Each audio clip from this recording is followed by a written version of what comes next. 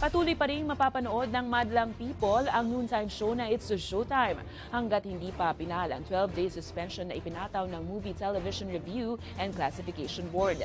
Kanina, binasa ng isa sa mga host na si Jong Hilario ang official statement ng programang It's Showtime ukol sa naging desisyon ng MTRCB. Nag-ugat ito sa mga reklamong natanggap ng ahensya kaugnay sa isang episode ng Isip Bata noong July 25 kung saan sinasabing may pagka-sensual ang pagkain ni Vice Ganda at Ion Perez ng icing sa harap ng mga bata.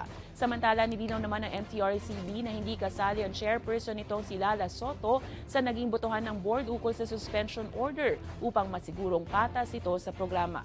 Mababatid na katapat ng Showtime ang noontime show ng ETVJ ng ama ni Lala na si Tito Soto.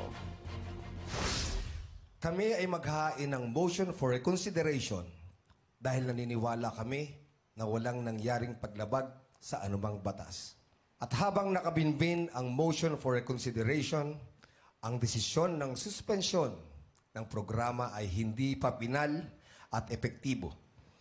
Kaya sa ngayon ay patuloy niyo pong mapapanood ang It's Showtime.